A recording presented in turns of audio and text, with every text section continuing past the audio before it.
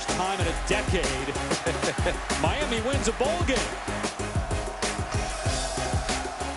Look, when you say the U, it means something in college football, and our next guest has the task of rebuilding the U at his alma mater. Happy to have Mark Richt here at the table with us. Hello. Everybody talks about what a hotbed the state of Florida is, right? You just kind of look around and there's a five-star recruit. What has been your selling point to those kids out there to come to your school? Well, the reality is there's a lot of three-star recruits that could be five-star recruits if they were somewhere in another area of the country. That's probably the greatest blessing of being in South Florida, and especially in Miami-Dade, Broward County. There's just so many guys that could be, like you say, 4- or 5-star guys if they were somewhere else. And you know that you get them on your campus and you develop them properly, and they turn out to be this monster, either by his skill set or just by physically being that. But wonderful private school education in the city of Coral Gables, one of the safest cities in America.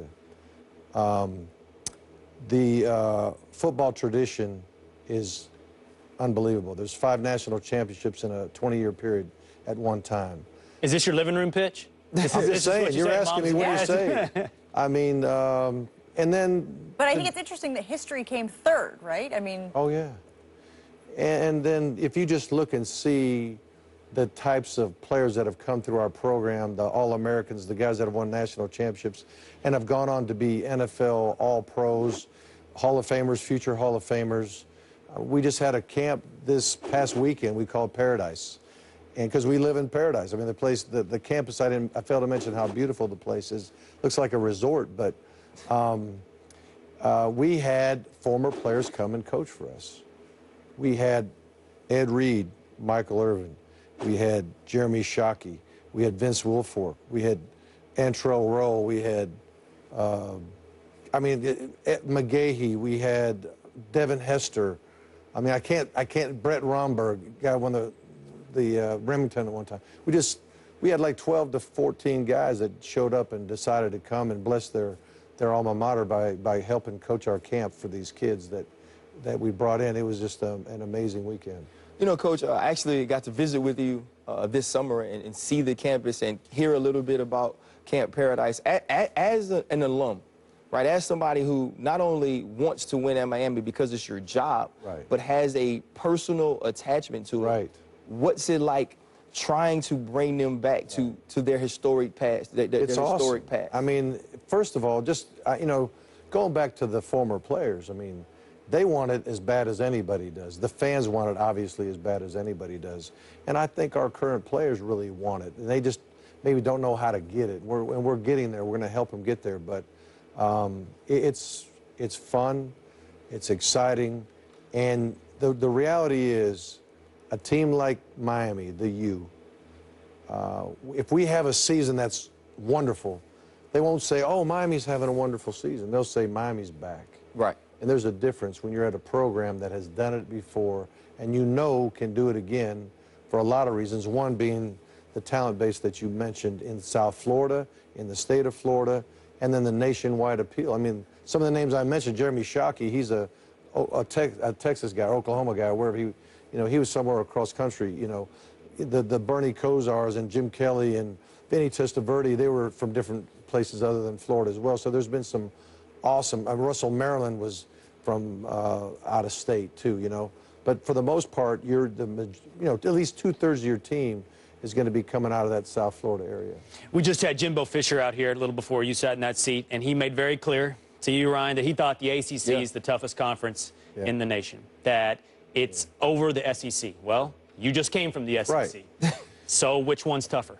Well, I'll say this. In 2016, I was there one year in the ACC. And I think almost any way you can measure success of a conference, you would have to say the ACC had the best. ACC football had the best year in 2016. I think you've got to earn it. But we're right there as good as anybody. And any given year, we may be the very best conference in football.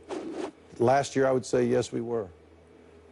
What are the pros and maybe even cons of having a family member on your staff? I know we see that a lot, but how's it working for you guys? Oh, it's been awesome. I mean, my son John is coaching quarterbacks with me. He's a very competent guy.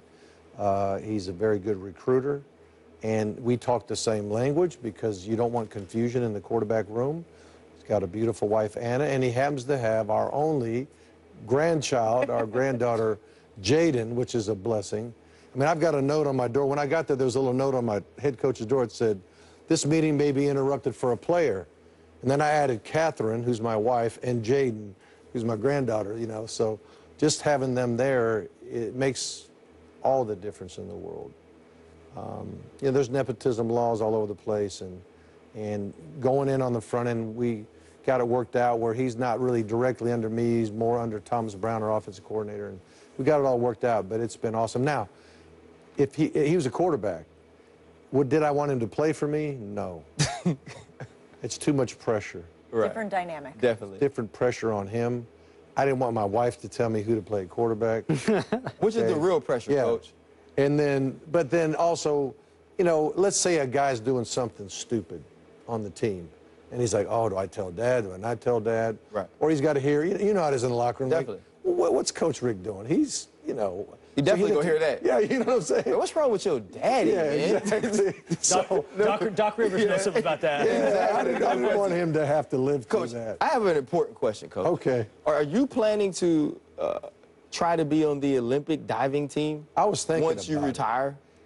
You know, What's I've up been with the doing the backflips? backflip for, oh gosh, 40 years now. Started out in Boca Raton Inlet, we were jumping off the bridge, and we probably weren't supposed to be, but we were doing Probably it. not, Coach. And girls thought it was cool, but then this guy, this surfer guy, Kenny Hilton, I think his name was, he does a backflip, and they're like, "Oh, look at Kenny." And I'm like, "Man, I got to learn how to do that." So I had to humble myself and say, "Man, please teach me how to do it." So he taught me how to do it. I landed on my feet by the grace of God. And then ever since I've landed on my feet, but I'm seriously considering a new dive. Okay. Off the 10-meter, which is about 35 Do the players feet. not love it already? Oh, no, they love it. Wait, I've done it twice. what's the new dive? I can't say What? yet. No more break news here on No, First Take? I want it to be, that's the whole point. Viral. If they know what's coming. Well, no, I just want to surprise the guys. Like last year when I did it, they're like, "Oh, look at that." And then this year, like, well, he did that last year, so what?